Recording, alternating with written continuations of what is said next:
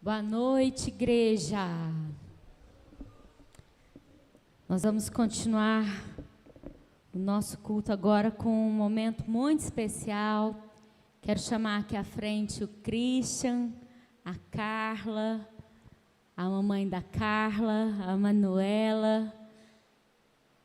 Nós vamos apresentar a Manu ao Senhor. Pode vir.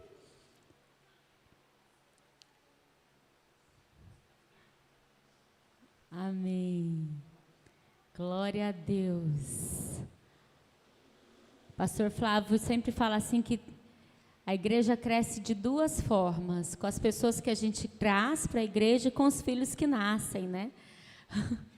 E a gente está aqui com bastante bebezinho na igreja, graças a Deus. Cadê a Bárbara? Bárbara, fique em pé, por favor. Por conta disso, nós temos investido. Pode subir.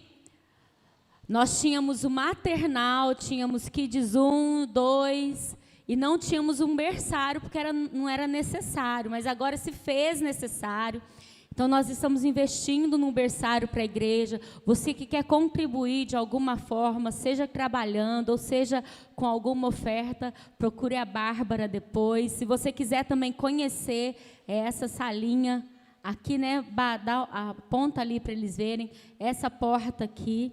Então, é nossa nova sala do Sara Kids, o berçário. E nós aqui, nós não batizamos criança. Por quê? Porque a palavra de Deus nos ensina. Gente, agora que eu só conheço por foto e por vídeo, essa princesa, você é risonha? É, demais, né? Tô vendo. Gracinha. Nós não batizamos, porque o batismo é para você se arrepender dos seus pecados. A Manu, ela nasceu com uma natureza pecaminosa, adâmica, porque é assim que acontece, né, gente? Mas ela não tem pecado, então não tem por que batizar uma criança, amém? Então nós consagramos ao Senhor, assim, né, como Jesus, quando nasceu, não foi batizado, né? Jesus foi batizado até mesmo para se cumprir um ritual do que era necessário para mostrar, mesmo ele sem pecado algum, ele fez, né, participou do batismo. João Batista batizou Jesus já grande, quando ele decidiu a missão, falou, agora está na hora de começar a missão, então antes foi batizado. Então é assim, o batismo é para você que se arrependeu dos seus pecados e para você que quer ter uma nova vida com o Senhor Jesus, seguindo os princípios. E também não quer dizer que depois do batismo você nunca mais vai pecar, mas você conheceu o caminho. Amém? Então nós vamos agora consagrar. Eu vou segurar, o pastor vai orar. Verdade, é o pastor que não tem coragem de erguer as crianças. As minhas eu não ergui. Né? Parece que é tão frágil, né? Aí você pega com essa mãozona assim, vai quebrar um osso. Não vai nada. Amém. Papai e mamãe, levanta a mão direita. Amém. Vocês estão com as mãos também levantadas? Vamos abençoar. Nós abençoamos essa princesa linda.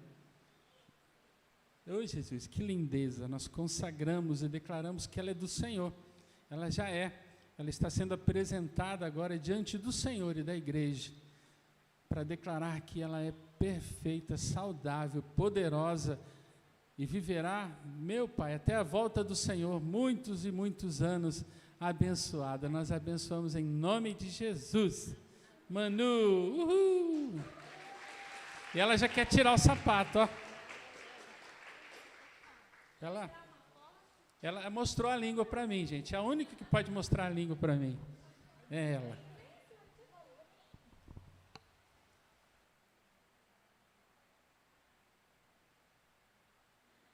Amém. Glória a Deus. Parabéns, viu, gente?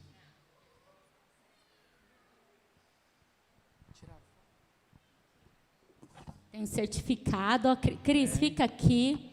Eu quero que esse casal, eles tenham um testemunho muito forte. Além de um testemunho de cura, né? A Carla vai contar, eu vou deixar. Mas um testemunho de se posicionar no Senhor, E eu sei que vai edificar a vida de vocês. Amém?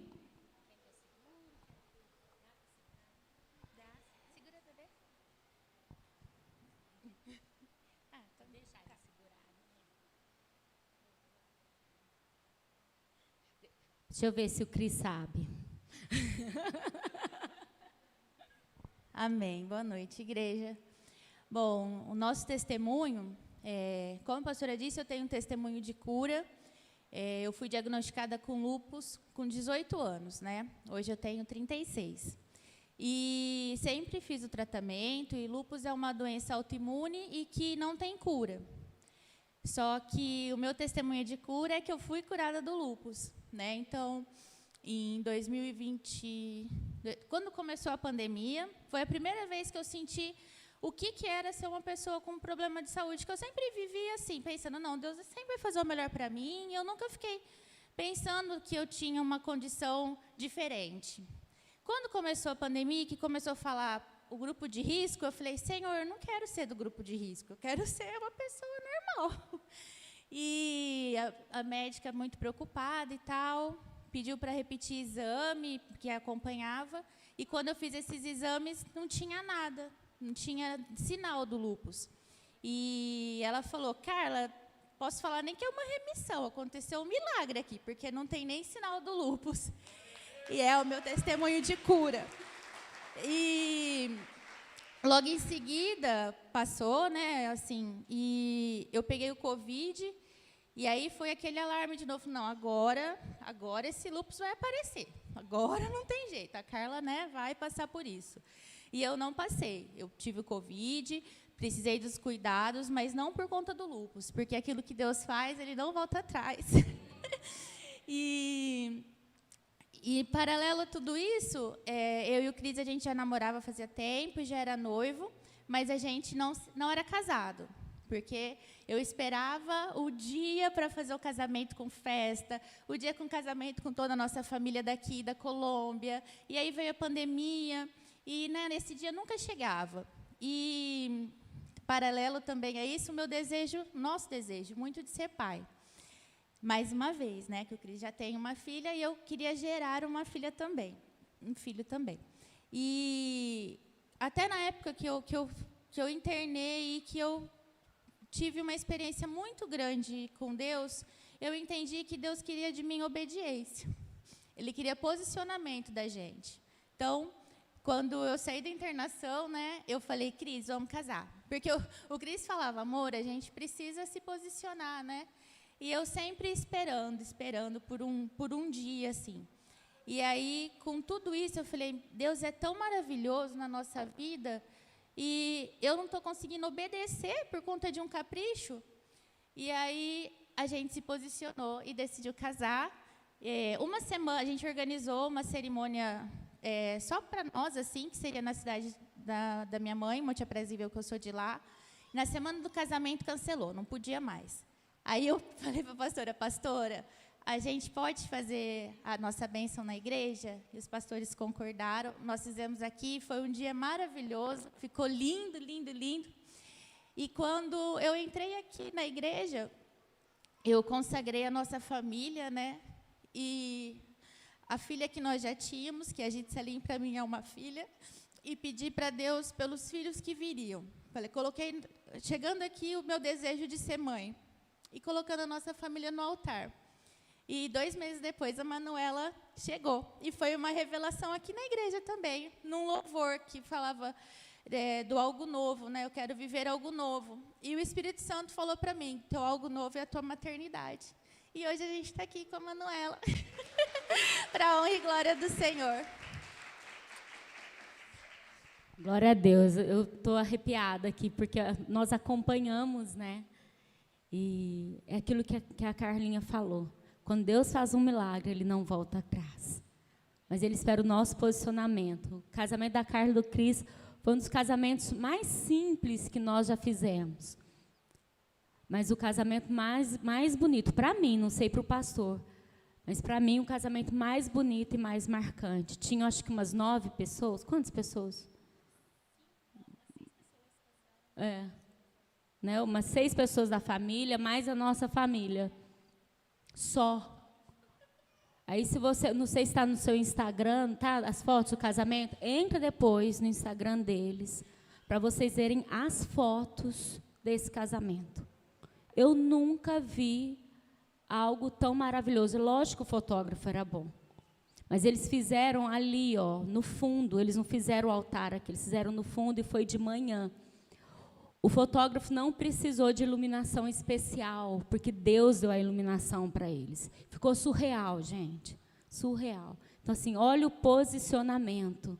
Então, assim, que esse testemunho inspire você a se posicionar no Senhor. Amém? Mais uma salva de palmas para o Senhor, para essa família maravilhosa.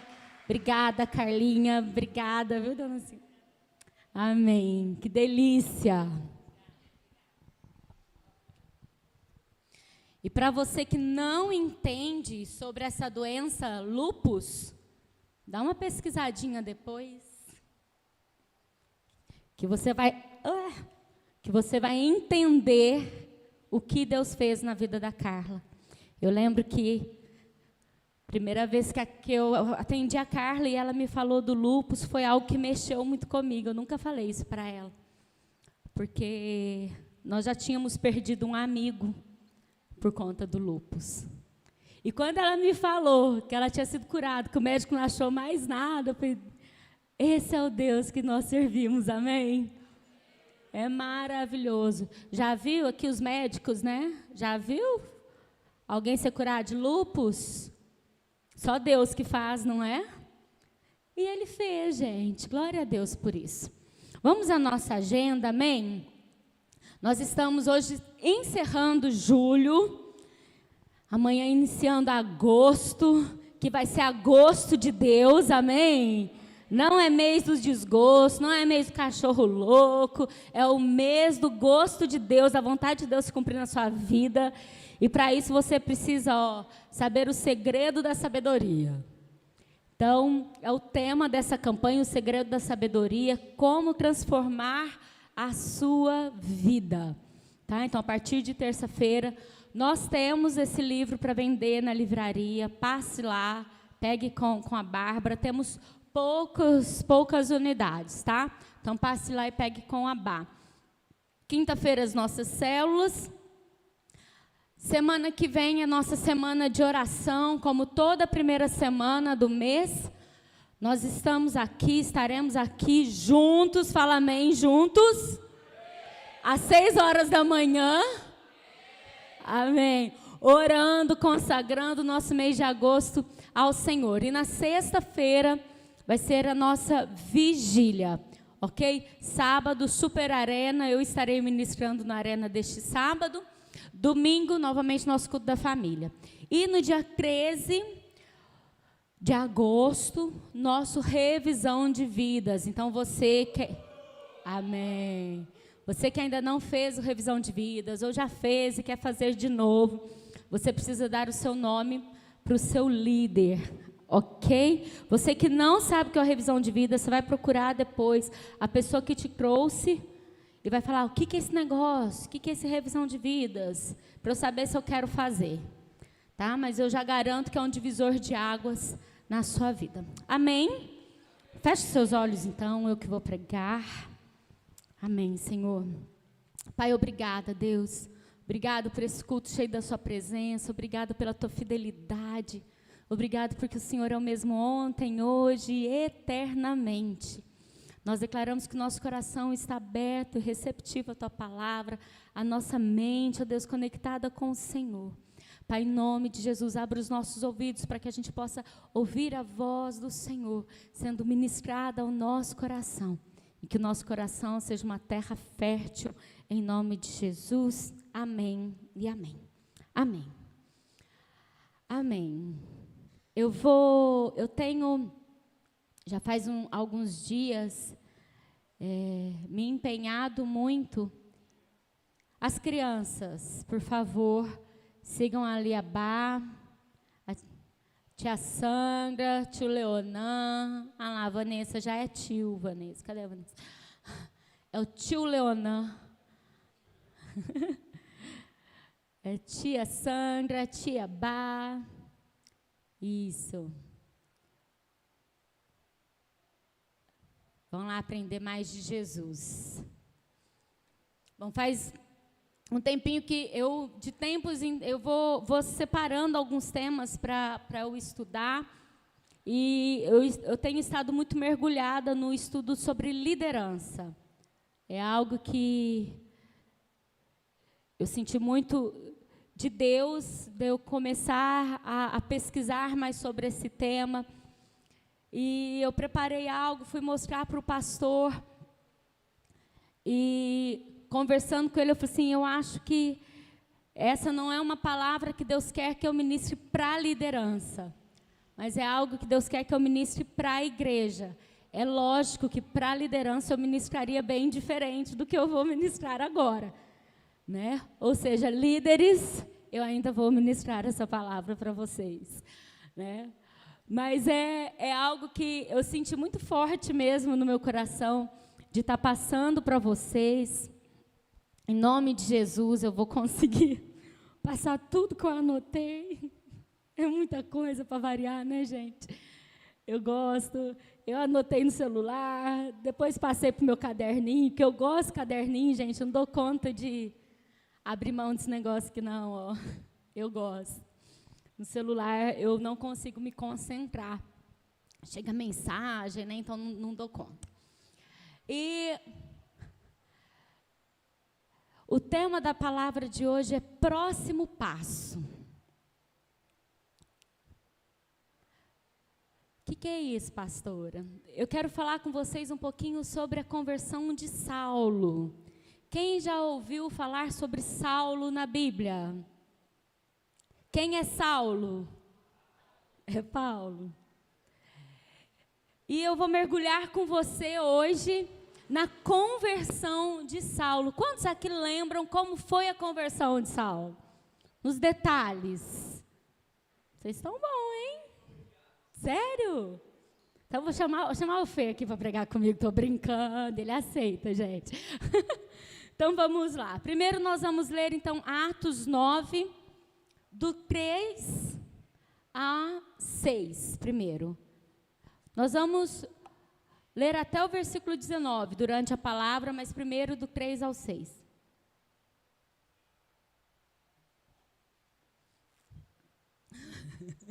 Eu espero, Lu, vai dar tudo certo. A Lu está lá, gente, tentando acelerar o computador. Deus vai dar um novo para nós também, em nome de Jesus.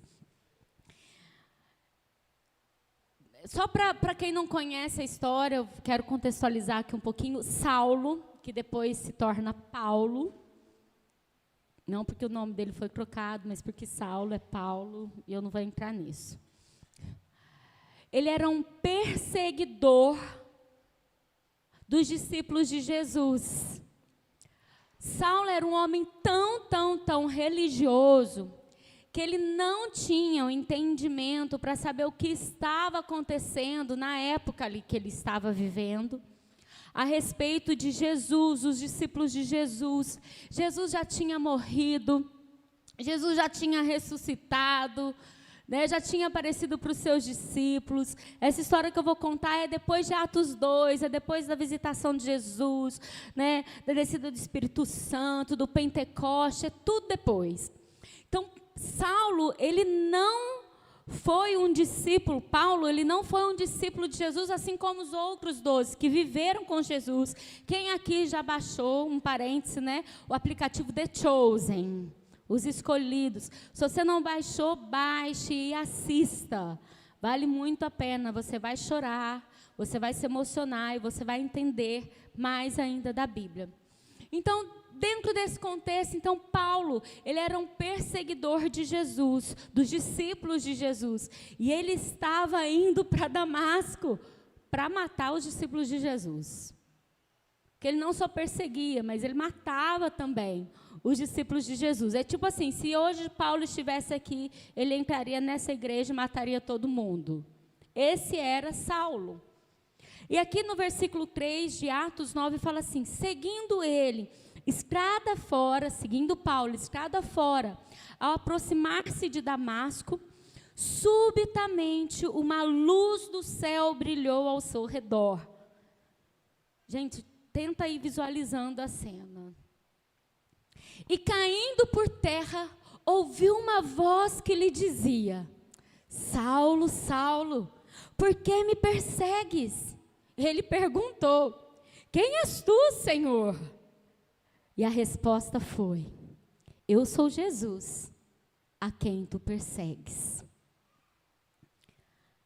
Mas levanta-te e entra na cidade, onde te dirão o que te convém saber.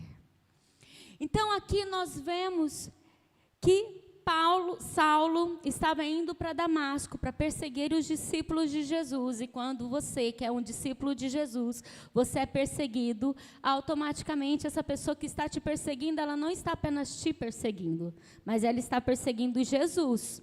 Porque dá para notar que quando Jesus fala com Saulo, Jesus fala assim para ele: sou eu, Jesus, o líder daqueles a quem você tem perseguido? Não, Jesus vira para Saulo e fala: sou eu, Jesus, aquele a quem tu tens perseguido. Então, quando você é perseguido pelo nome de Jesus, isso é bênção na sua vida, né? Está lá no Sermão do Monte, porque você não está sendo perseguido, mas a pessoa está perseguindo Jesus e Deus vai te honrar. Então, Paulo, ele está dessa forma aí, nesse contexto de ir para Damasco, para destruir com os discípulos de Jesus. Jesus aparece e Saulo, oh meu Deus, eu tenho que ficar me corrigindo toda hora, até na hora de escrever, eu escrever Paulo. E Saulo, ele tem esse encontro com Jesus. Jesus aparece para Saulo, porque a palavra de Deus diz assim, que Jesus, que Deus, ele nos amou primeiro. Então é besteira você falar que você que se encontrou com Jesus. Foi Jesus que te encontrou. Ah, eu sou tão bom que eu encontrei Jesus. Não, queridão, Jesus te levou para aquele lugar, para que você fosse encontrado por ele. E Saulo, ele foi encontrado enquanto ele estava indo numa missão contra Jesus. Quem aqui, em algum momento da sua vida, falou assim: eu nunca vou entrar numa igreja evangélica? Pode levantar a mão, gente. Nunca vou ser crente na vida. Pois é, Jesus te encontrou. Glória a Deus, né? Merece uma salva de palmas, amém? Jesus teve misericórdia da sua vida. Eu já nasci praticamente na igreja, então, mas Jesus me encontrou também, né? Então Jesus, ele encontra, e naquele encontro, Jesus se revela a Paulo, e Paulo, ele fica 3 dias cegos. A luz, a glória de Deus, né, foi tão grande que Saulo ficou cego, ele não conseguia mais ver durante 3 dias. Daqui a pouco eu vou falar o que eu penso sobre esses 3 dias. Então, continuando, Jesus vira para Paulo e fala: levanta-te e entra na cidade, onde te dirão o que te convém fazer. Por que eu dei o tema dessa palavra de próximo passo? Porque ao ter um encontro com Jesus, Jesus não abandona Saulo. Jesus dá uma direção para Saulo e fala: Saulo, entra na cidade, porque lá você vai encontrar alguém que vai te dizer o que fazer. E isso nos mostra que não basta você ter um encontro com Deus. Não basta você apenas ter um encontro com Jesus, não basta você vir, né, no culto, ou você ser abordado por alguém numa rua, e você receber de Jesus, e você ter um encontro de Jesus, você se convencer ali de que Jesus é o seu Salvador. Não para aí. Jesus, Deus, ele quer te levar para um próximo nível, porque apenas ter um encontro com Ele não faz você cumprir o propósito que Ele tem para a sua vida. Quantas pessoas nós conhecemos que já fizeram revisão de vidas? Quer lugar melhor para ter um encontro com Jesus do que o revisão de vidas? Alguém conhece? Revisão de vidas é um lugar onde nós temos um super encontro com Jesus. E muitas pessoas saem do revisão e depois de um mês, uma semana, 2 meses, 1 ano, elas voltam para o mundo. Voltam a fazer aquilo que elas faziam antes, sim ou não? Quem já conhece alguém assim? Talvez você tenha sido essa pessoa e voltou. Então não basta. Então o próximo passo que Jesus fala aqui é, olha, Paulo, segue adiante, você vai entrar numa cidade e ali vão te dizer o que convém fazer. Os seus companheiros de viagem, os companheiros de Paulo, pararam emudecidos, ouvindo a voz, não vendo contudo ninguém. Imagina, né, gente? Foi uma voz que não veio só para Paulo, veio para todos os discípulos de Paulo. Paulo tinha discípulos já. Para o mal, mas ele tinha. Então se levantou Saulo da terra e, abrindo os olhos, não podia ver. Ele ficou cego. E, guiado pela mão, levaram para Damasco. Esteve 3 dias sem ver, durante os quais nada comeu nem bebeu. Então, só para você ir gravando, né? Saulo tem um encontro com Jesus, ele é levado para Damasco, ele fica cego e fica em jejum durante 3 dias. Foi algo impactante, impactou a vida dele, aquele encontro. Ora, versículo 10, havia em Damasco um discípulo chamado Ananias. Esse era discípulo de Jesus. Disse-lhe o Senhor numa visão: Ananias. Ao que respondeu: eis-me aqui, Senhor. Então o Senhor lhe ordenou: dispõe-te e vai à rua que se chama Direita, e na casa de Judas procura por um Saulo, apelidado de Tarso, pois ele está orando. Quem acha que Ananias sabia quem era Saulo de Tarso? Sabia, gente. Todo cristão morria de medo desse homem. Todo cristão. Aqui, é como se Jesus chegasse para você e falasse assim, Fernando. Aí o Fernando vai falar: eis-me aqui, Senhor, porque o Fernando fala: eis-me aqui, amém, Fê? Aí ele fala assim, dispõe-te e vai lá em tal casa, ali está o maior traficante da cidade. Vai lá e faz o que eu vou te ordenar. É mais ou menos isso.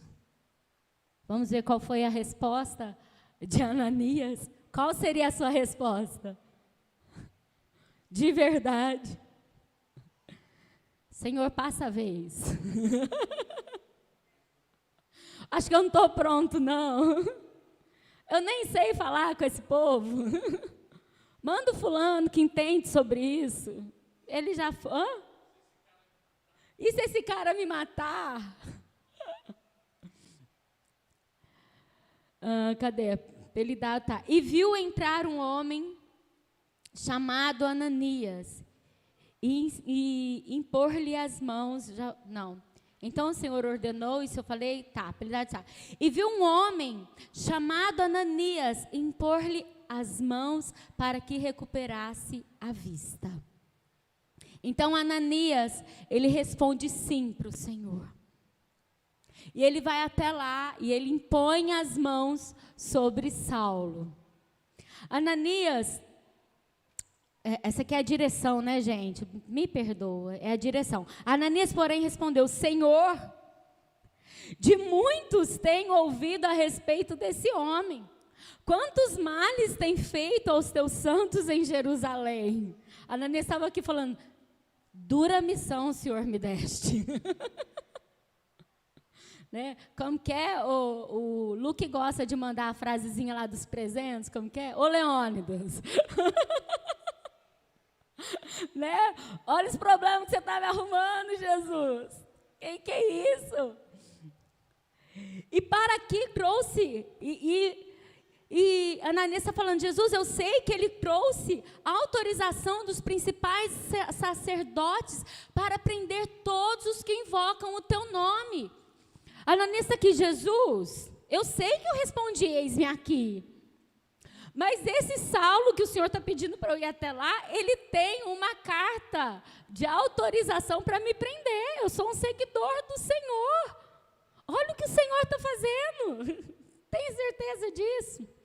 Mas o Senhor lhe disse, vai, porque este é para mim um instrumento escolhido, para levar o meu nome perante os gentios e reis, bem como perante os filhos de Israel. Pois eu lhe mostrarei quanto lhe importa sofrer pelo meu nome. Então, Ananias foi, entrando na casa, impôs sobre ele as mãos, dizendo, Saulo, irmão, o Senhor me enviou, a saber, o próprio Jesus que te apareceu no caminho por onde vinhas, para que recuperes a vista e fiques cheio do Espírito Santo. Imediatamente lhe caíram dos olhos como que umas escamas e tornou a ver. A seguir levantou-se e foi batizado. E depois de ter se alimentado, sentiu-se fortalecido, então permaneceu em Damasco alguns dias com os discípulos. Então, primeira coisa, né, que eu já falei para você, é que só o encontro com Jesus não basta. Você precisa dar o próximo passo. E o próximo passo se chama um processo de discipulado. Quantos aqui fazem parte de uma célula? Quantos aqui marcam para conversar com o seu líder? Quantos aqui já sentiram vontade, já passaram por um momento difícil e ficaram com vergonha de marcar com o seu líder, com o seu pastor, com a sua pastora para conversar? Levanta a mão. E os outros que nunca marcaram, que nunca marcaram um discipulado, nunca sentiram vontade, não passam por problemas, correto? Não. Jesus, ele queria fazer de Saulo um discípulo. E a primeira ordem que Jesus dá para Saulo é, Saulo, você vai entrar em tal lugar e ali vai ter uma pessoa que eu escolhi para falar contigo, para te direcionar, para te ensinar o caminho pelo qual você deve andar. Abra comigo a sua Bíblia agora, lá em Mateus 28, do 18 ao 20. Eu vou deixar a Lu abrir, porque daí a minha continua aqui em Atos. Jesus morre, ao terceiro dia ele ressuscita, ele aparece para os seus discípulos. Eu não sei se você sabe, mas Jesus ficou na terra depois de ressurreto 40 dias. Mas ele aparece para os seus discípulos para dar uma ordem, uma direção, um mandamento para os seus discípulos. E essa direção está aqui. Jesus, aproximando-se, falou-lhe dizendo, toda a autoridade me foi dada no céu e na terra. Primeiro, Jesus, ele tinha autoridade. Por quê? Porque em carne, enquanto ele estava na terra, né, como homem, ele venceu a carne e ele não teve pecado algum. E ao morrer e ressuscitar ao terceiro dia, ele venceu a morte e com isso ele ganhou autoridade. Então ele está aqui, primeira coisa que Jesus fala, ei, eu voltei e eu tenho toda a autoridade me foi dada. Eu não tenho só autoridade no céu, mas eu tenho autoridade na terra, porque eu venci a carne, eu venci a morte, então me foi dada autoridade aqui na terra também. 19. Então, primeira coisa, autoridade de Jesus. Segunda coisa, ele tem autoridade para nos mandar ir. E ele fala, ide. Portanto, fazei discípulos de todas as nações. Esse, portanto, está ligado à autoridade de Jesus. Ele está falando, porque eu tenho autoridade, eu estou te dando uma missão. Vá e faça discípulos de todas as nações. Como? Batizando-os em nome do Pai, do Filho e do Espírito Santo. 20. Ensinando. Você fazer discípulos não é só você levar uma pessoa a ter um encontro com o Senhor. Você ser discípulo não é só você ter um encontro com o Senhor, mas é você ser batizado e você ter alguém que te ensina, ensinando-os a guardar todas as coisas que vos tenho ordenado. E, gente, é um E. Se você obedecer isso, eis que estou convosco todos os dias até a consumação do século. É forte. Se você faz discípulos, se você ensina, se você leva uma pessoa para um encontro com Jesus, com batismo, ensina essa pessoa, você tem a promessa de que Jesus estará ativamente na sua vida todos os dias até a consumação dos séculos. O encontro com Jesus, ele não vai transformar as nossas vidas. Mas um discipulado, você ser acompanhado por alguém, é o que muda a sua vida. Obrigada, Fer, você entendeu. Ele já sabe, você entendeu? Parece que ele nunca... Porque muitas pessoas desistem no caminho. Porque elas não recebem um discipulado ativo. Porque a Sara Nossa Terra se preocupa com células. Porque cada célula tem um líder. Por que nós estamos sempre aqui de púlpito falando, marque um horário com o seu líder, marque um horário com o seu pastor, marque uma comunhão. Por quê? Porque o discipulado é você aprender, é você ser acompanhado que vai transformar a sua vida. Se hoje eu tenho autoridade para falar isso para você, é porque até hoje eu recebo discipulado. Até hoje eu sou atendida. Uma vez por mês eu tenho meu horário com a minha bispa, para abrir o meu coração, para falar daquilo que está me incomodando. O pastor fala que eu fico falando dele, mas não fico não. Eu falo de mim, que eu tenho muita coisa para falar. Eu falo. E eu não marco com a minha bispa, com a minha discipuladora, eu não marco para ela para falar tudo de bom que está acontecendo na minha vida. Eu marco para mostrar a Graziela que vocês não veem aqui. Eu marco para falar aquilo que está doendo aqui dentro. Eu choro, às vezes dou risada, faço ela rir. Eu falo, ai, Graça, só você. Por quê? Porque é esse contato que vai nos transformar. E o chamado de Paulo era tão grande que Jesus de imediato falou, Saulo, você precisa de alguém para te acompanhar, você precisa de alguém para te ensinar, você precisa de alguém para você estar abrindo o seu coração.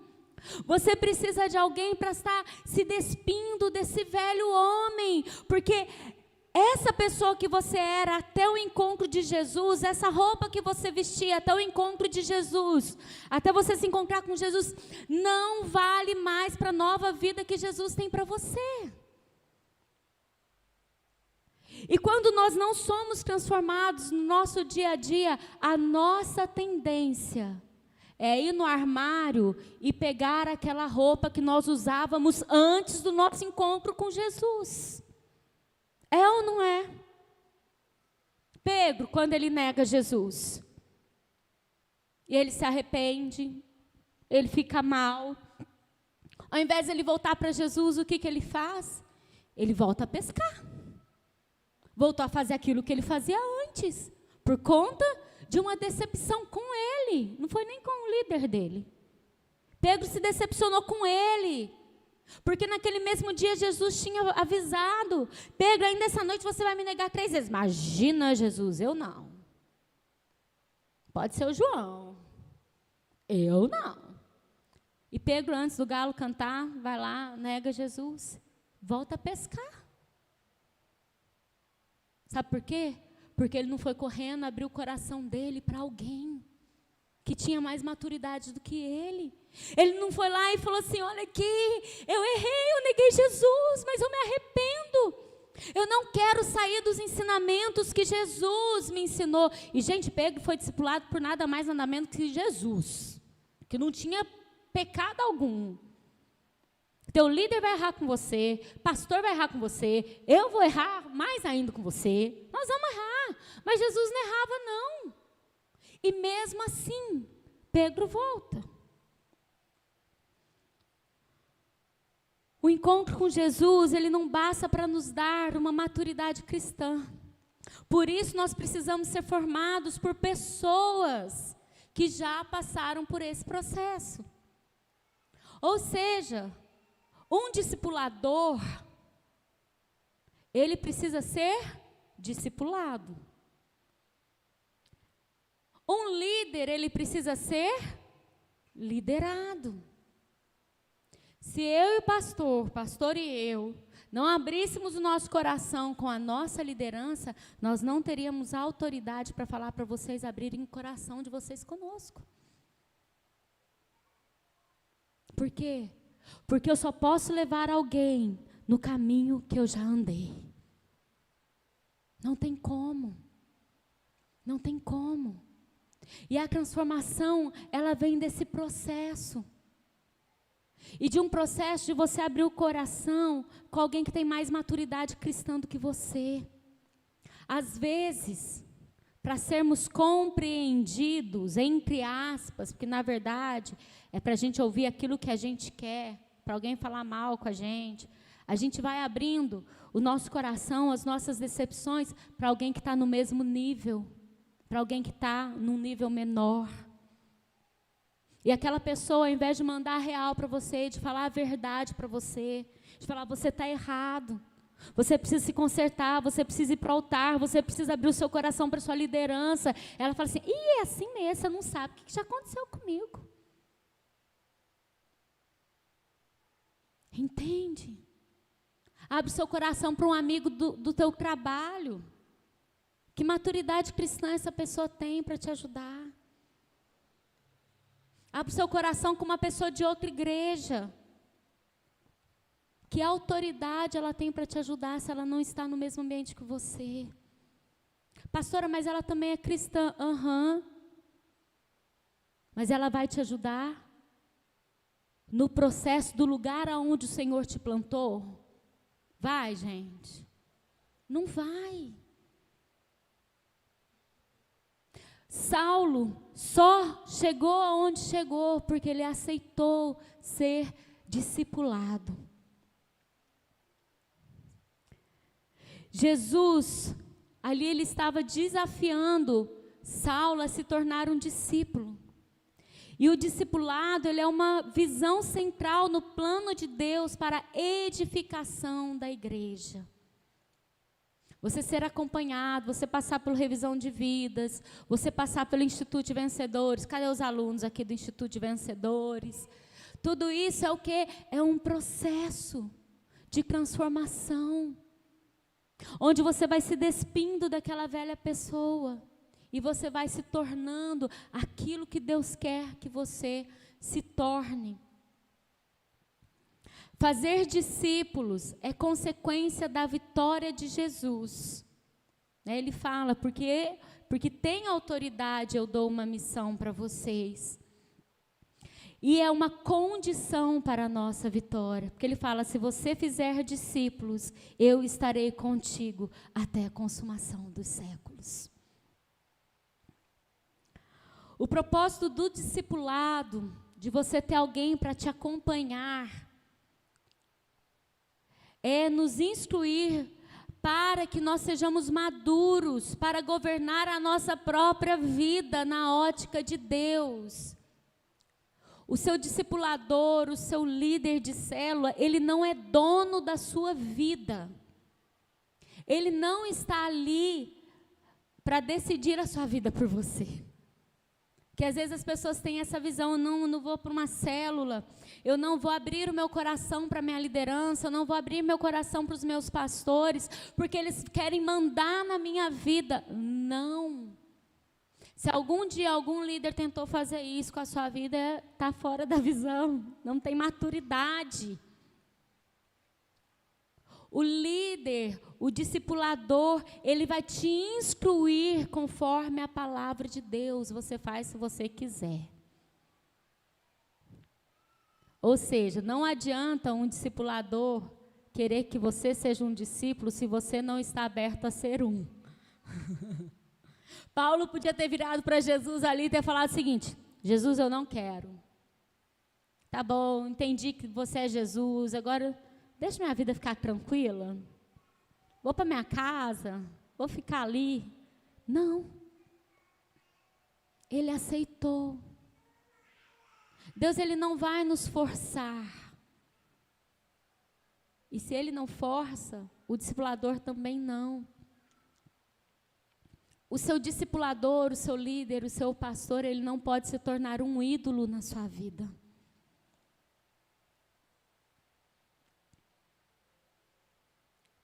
Ele não pode se tornar maior do que Deus para você. Quando nós fazemos isso, nós nos decepcionamos. Porque o homem, mulher, obviamente, ele vai, em algum momento, te machucar. Vai falar de uma forma que você não gostaria de ouvir, porque nós somos falhos. Então você não tem que ficar preso nisso. Você precisa entender que aquela pessoa que Deus designou para estar te ajudando, te ensinando a se tornar uma pessoa madura, cristã, com maturidade cristã, ela não é perfeita. Ela não é Deus na sua vida.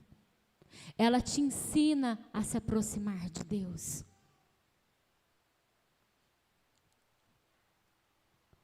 Só que você precisa querer se aproximar de Deus. O propósito do discipulado é levar o discípulo a se relacionar com a voz de Deus e ouvir a sua voz.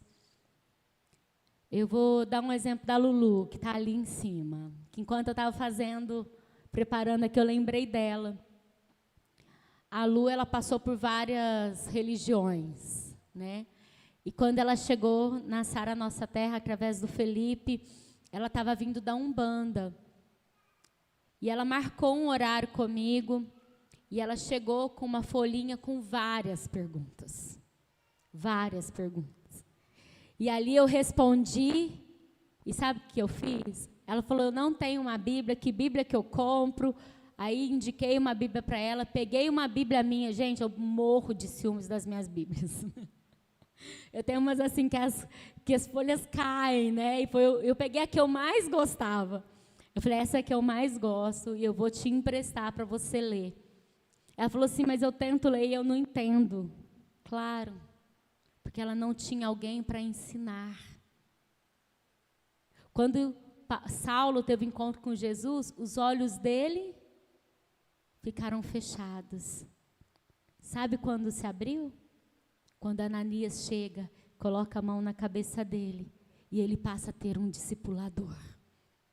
As escamas caem e ele começa a enxergar aquilo que Deus tinha para a vida dele a partir daquele momento. Talvez os teus olhos ainda estejam fechados porque você não permitiu ter um discipulador na sua vida.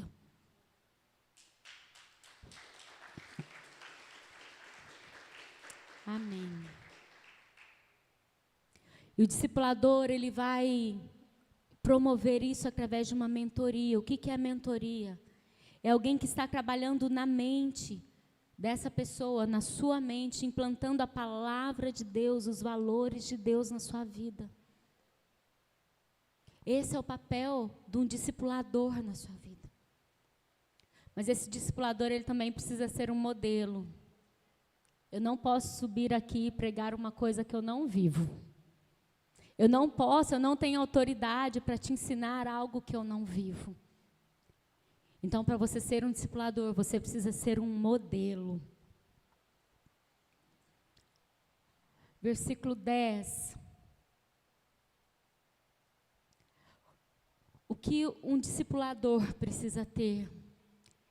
Ele precisa ter um coração disposto a correr riscos.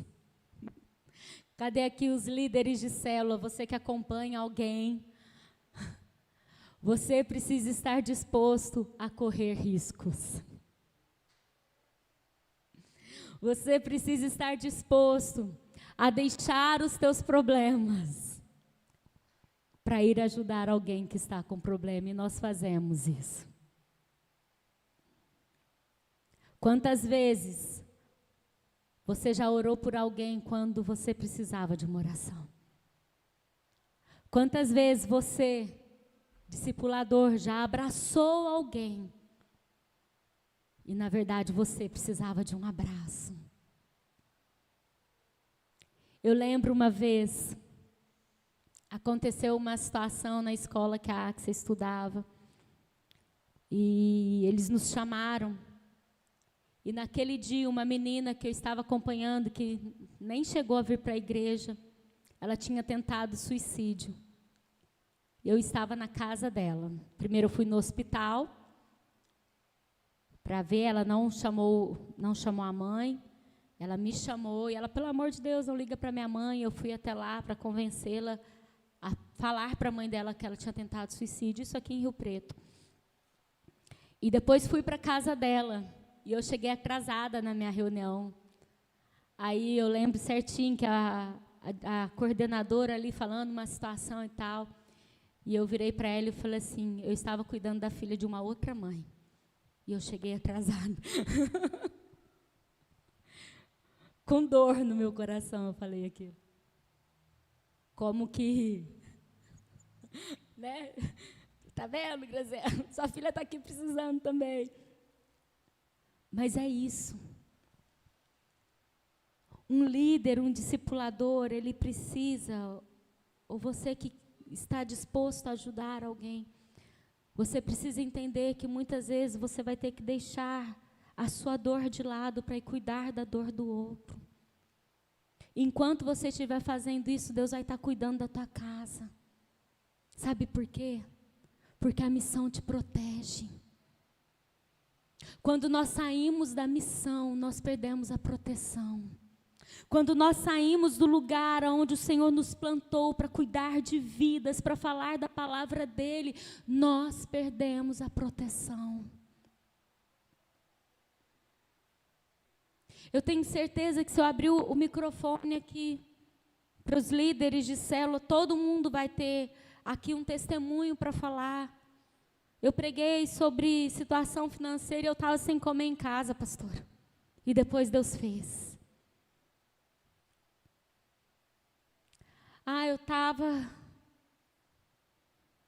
Tive uma discussão feia com meu marido, 5 minutos antes da célula começar. Ministrei a célula, Deus falou comigo e depois a gente conseguiu ficar melhor do que a gente estava antes. Por quê? Porque você não desistiu da missão. Porque você conseguiu abrir mão e cuidar daquilo que Deus tinha para você. Você se dispôs a correr riscos. A ir onde ninguém tem coragem de ir. A falar de Jesus para alguém que ninguém teve coragem de falar.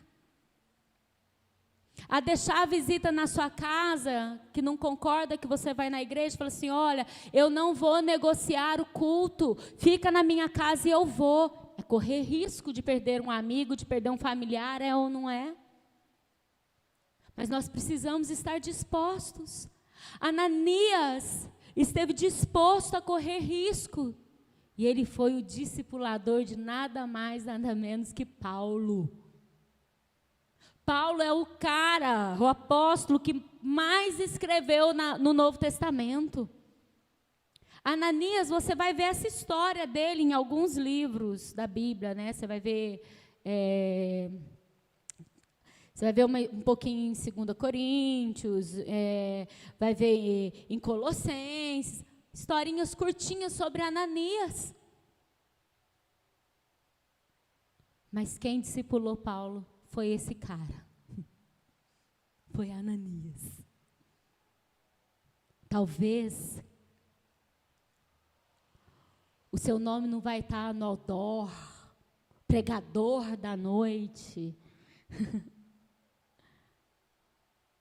Mas talvez você vai ser a pessoa que vai plantar as primeiras sementinhas na vida desse grande pregador, desse grande ganhador de almas, que vai fazer parte da sua árvore. Eu sempre gosto de pensar no cara que ganhou o Bispo Robson para Jesus. Quem sabe o nome dele, gente? Também não sei. Quem sabe quem é o Bispo Robson? Entendeu?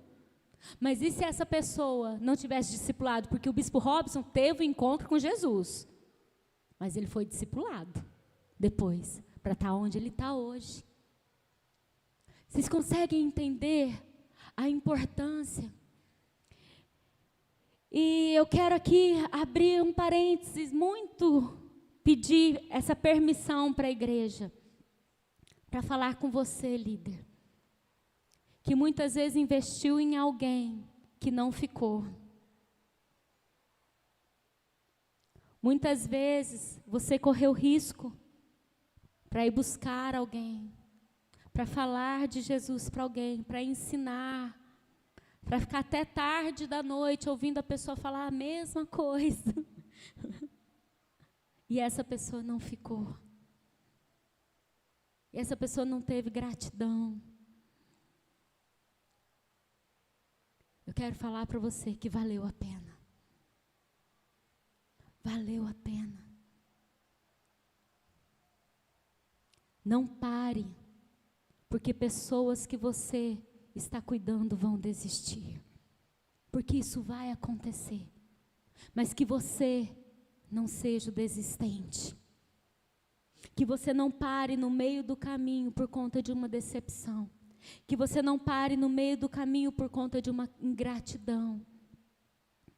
Certa vez Jesus curou 10 cegos leprosos, 10 leprosos. Só um voltou. 1/10 voltou para agradecer. Não faça esperando gratidão. Não faça esperando o seu discípulo te colocar num altar e fazer uma estátua sua. Se você estiver esperando isso, você está no caminho errado. Lembre-se, o seu papel é conectar essa pessoa a Deus.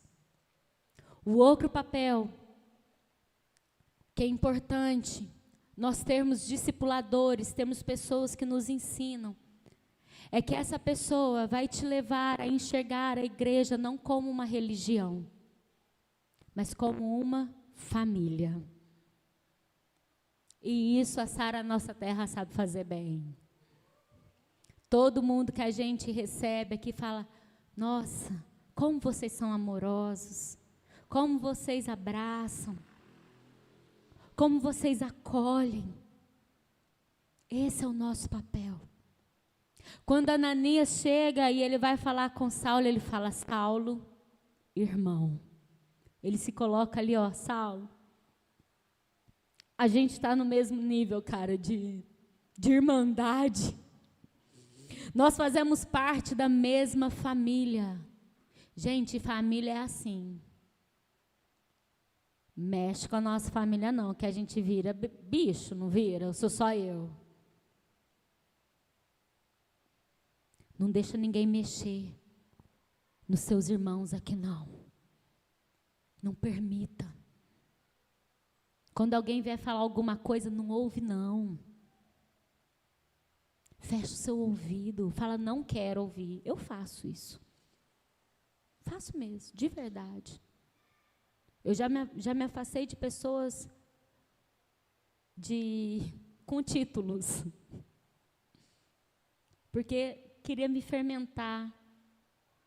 Eu não quero, não ligo, não ouço, passo. Não vou ouvir. Porque por mais que você fale assim, meu coração está blindado, não está. Uma hora você vai estar pensando igual. Você vai estar falando igual. A igreja não é uma religião. A igreja é uma família. Nós somos da mesma família. E nós precisamos nos proteger, nós precisamos nos guardar, nós precisamos ficarmos felizes com a vitória dos nossos irmãos. Quando o irmãozinho traz um carro novo, você precisa ficar feliz. Quando o irmãozinho abre uma célula, você precisa ficar feliz. Quando o irmãozinho sai da igreja, você não tem que ir atrás para saber a fofoca nova da igreja. Você precisa chorar por aquela vida. E não vai na casa dessa pessoa para ouvir o que ela tem para falar mal da igreja, não. Você vai orar e você vai ser boca de Deus na vida dela. Se ela começar a falar mal, você vai falar assim, eu não admito você falar mal da minha família, da nossa família, porque não existe ex-família. Da nossa família.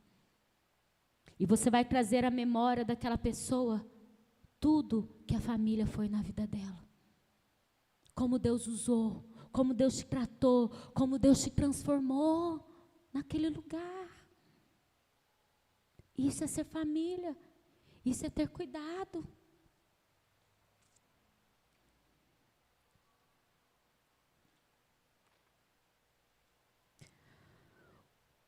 O discipulador, ele sabe o processo de discipular, ele sabe o que o processo de discipulado produziu na sua vida e o quanto aquilo o abençoou. E é por isso que ele não permite que aquilo fique retido. Quando eu entendo o quanto eu fui abençoado através de um discipulado, através de uma célula, através dos ensinamentos que eu recebi, eu não quero guardar aquilo só para mim, eu quero também ser um instrumento na vida do outro. Aquilo não vai ficar retido, eu quero transferir, eu quero passar para o outro.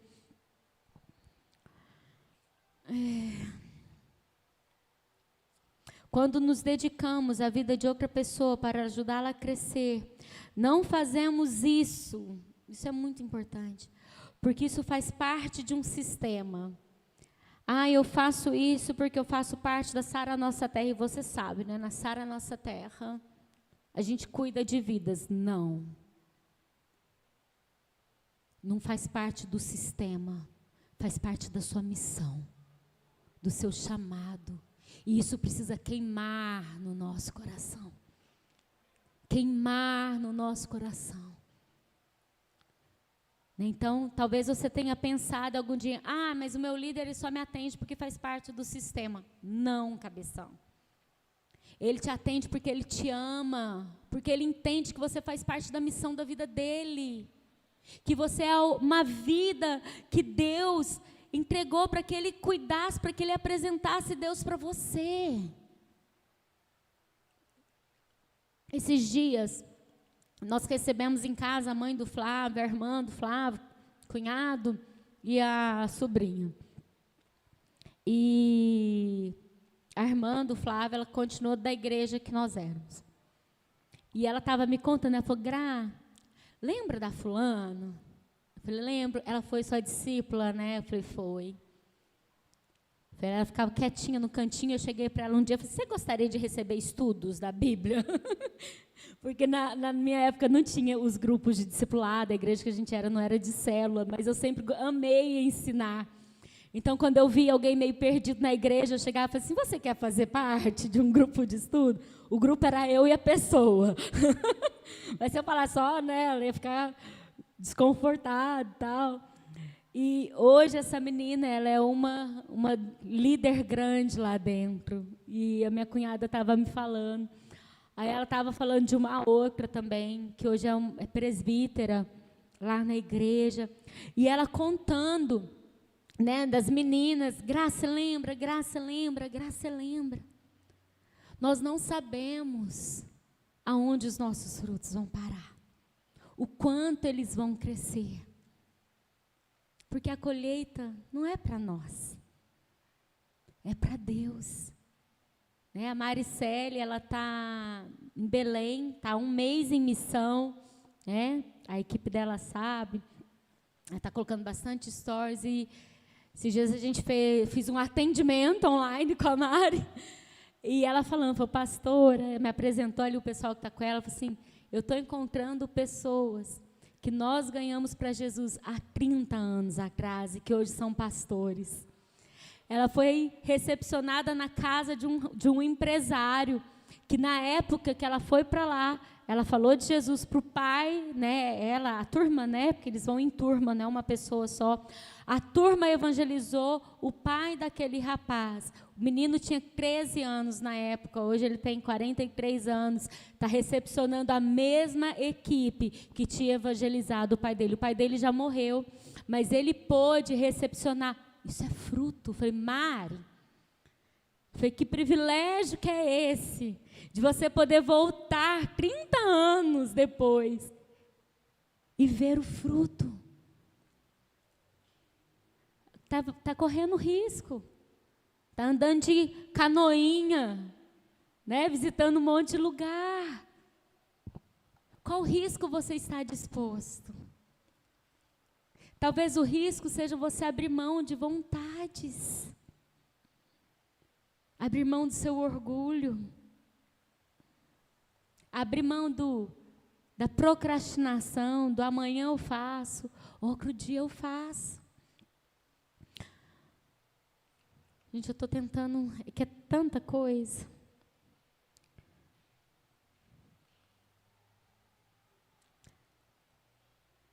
Quando você está em um lugar onde o princípio de família é ressaltado, então você já deve ter sido introduzido a essa realidade por alguém que está aqui. Quantos aqui se sentem em família? Se você está nos visitando hoje pela primeira vez, eu quero que você se sinta em família. Que você se sinta parte da família Sara Nossa Terra, de São José do Rio Preto. E é papel desse discipulador abrir a visão na nova realidade que o reino de Deus, que é o reino de Deus, fazer com que as escamas caem dos olhos, né? Foi papel de Ananias. Não que foi Ananias que tirou a cegueira, mas Jesus, ele só realizou aquilo na vida de Saulo quando Ananias foi e impôs as mãos. Então, permita que tenha uma mão levantada sobre a sua vida, te ensinando e te ajudando. Vivemos a vida toda no mundo, sob conceitos do mundo, alheios à vontade de Deus. Ao nascer de novo, recebemos uma nova natureza, mas não sabemos viver essa nova realidade. É assim ou não é? Você se converteu e você já sabia tudo da Bíblia, você já sabia? Não. Porque o encontro com o Senhor, ele te dá uma nova vida, mas você precisa saber como viver essa nova vida. O discipulador te ajuda nessa caminhada sobre os valores da palavra da verdade de Deus, edificando a fé e ensinando a adotar uma nova postura em todas as áreas, de acordo com a vontade de Deus. Podemos agradecer a quem tem caminhado conosco e nos ensinado dia a dia a viver essa nova realidade. Paulo, ele é cheio do Espírito Santo através da intervenção de Ananias, né? Aqui no versículo 18, imediatamente lhe caíram dos olhos como que umas escamas e tornou a ver. A seguir levantou-se e foi batizado. Não, é no anterior. Então Ananias foi entrando na casa, impôs as mãos, dizendo: Saulo, irmão, o Senhor me enviou a saber, o próprio Jesus que te apareceu no caminho por onde vinhas, para que recuperes a vista e fiques cheio do Espírito Santo. O discipulador, ele não substitui Deus, mas ele ensina o discípulo a se chegar a Deus. E no versículo 20 a 22, fala assim: e logo pregava nas sinagogas a Jesus. Isso é Paulo, gente. Afirmando que este é o Filho de Deus. Ora, todos os que ouviam estavam atônicos e diziam: não é este o que exterminava em Jerusalém os que invocavam o nome de Jesus? E para aqui veio precisamente com o fim de os levar amarrado aos principais sacerdotes. Saulo, porém, mais e mais se fortalecia e confundia os inimigos, os judeus que moravam em Damasco, demonstrando que Jesus é o Cristo. Então, nesse processo de discipulado, Saulo, ele começa a falar daquilo que ele viveu. E ele só conseguiu falar porque ele teve alguém. E é interessante que mais para frente você vai ver que Saulo, ele muda de cidade. E mesmo assim, ele continua sendo discipulado. E o discipulador dele se torna Barnabé. A célula, ela não é apenas uma reuniãozinha. Ela não é apenas um lugar para fazermos amizade, para comermos, para levarmos lanche. Não é só isso. Mas ela é um lugar onde você será acompanhado e logo estará sendo usado por Deus de uma maneira extraordinária.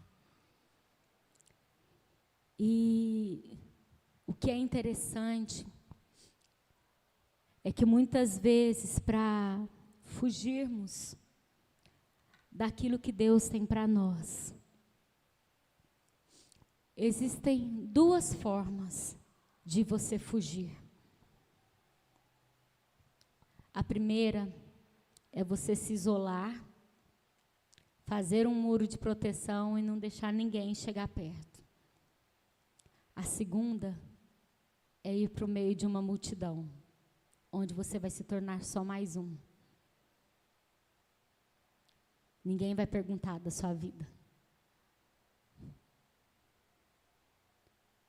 Ninguém vai notar se você faltou do culto.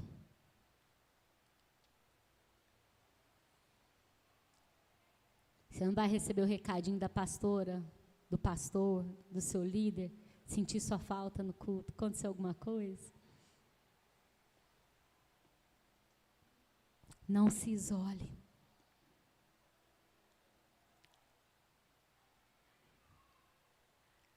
Jesus, ele não quer apenas te marcar com um único encontro.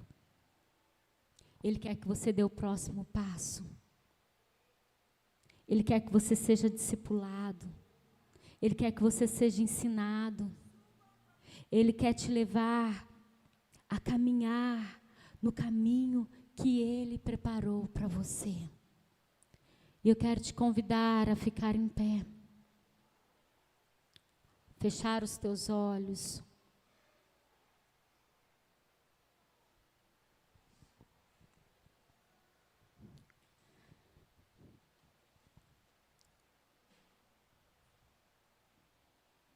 Pode apagar as luzes, por favor.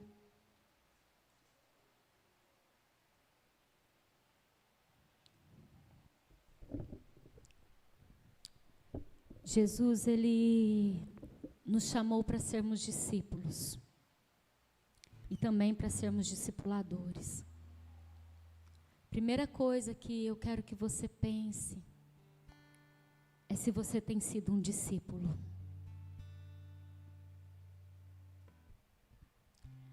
E eu não quero que você permita pensamentos do tipo: ah, mas meu líder nem liga para mim. Ah, mas meu líder nem marca comigo. Não. Se você quer ser discípulo, você vai atrás.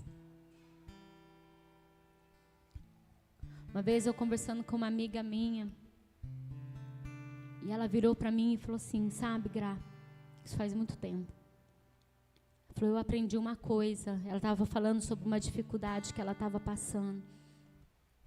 Ela falou, eu aprendi que se eu estou passando pela situação, eu não posso esperar que alguém me procure, porque eu vou continuar com aquela situação.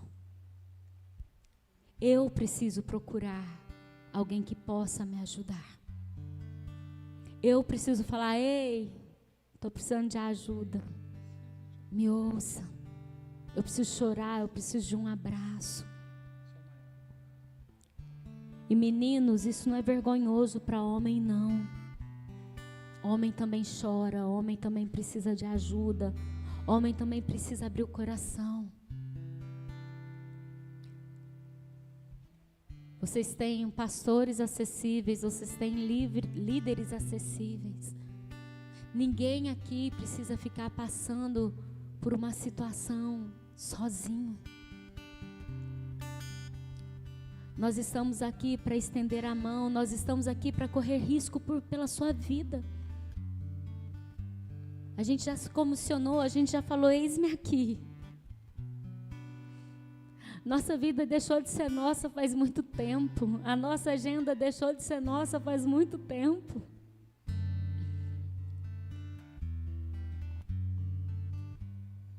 Você tem sido um discípulo.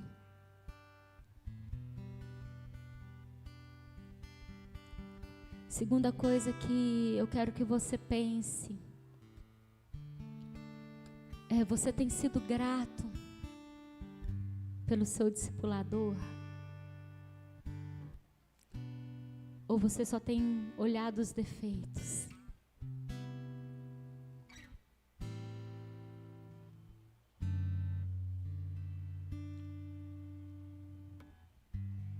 Será que você consegue enxergar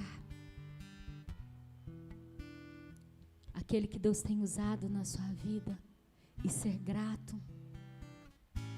Talvez você nunca parou para pensar que essa pessoa também precisa de um abraço, que essa pessoa também tem problemas em casa, também precisa de um sorriso, de uma ligação, mas ela não passa isso para você, porque ela decidiu abrir mão muitas vezes daquilo que ela está passando para estender a mão para você.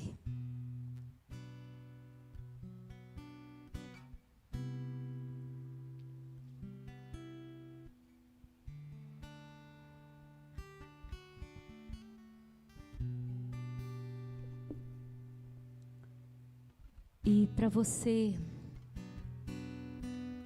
líder de célula, vou pedir permissão mais uma vez para a igreja, porque eu não sei quando eu vou conseguir dar essa palavra para vocês. E aí vai estar a resposta da perguntinha que eu lancei no grupo.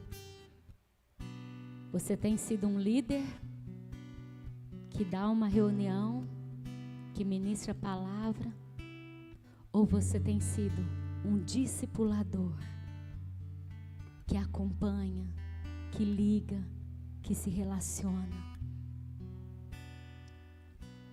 disposto a correr risco, disposto a abrir mão das tuas vontades, da tua agenda.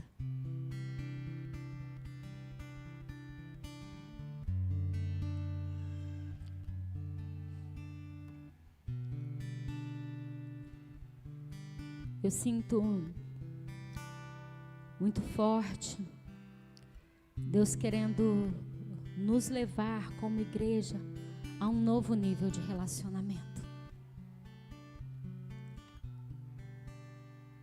Eu quero que aí onde você está, ou se você quiser vir para o altar, se você quiser este novo nível, que você fale para o Senhor: Senhor, eis-me aqui. Eu quero ser um discípulo, eu quero ser um discipulador.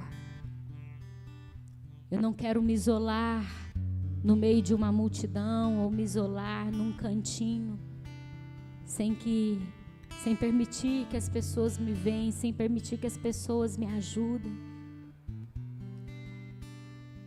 Senhor, eu entendo que o Senhor me plantou neste lugar para que eu cresça e aprenda mais do Senhor.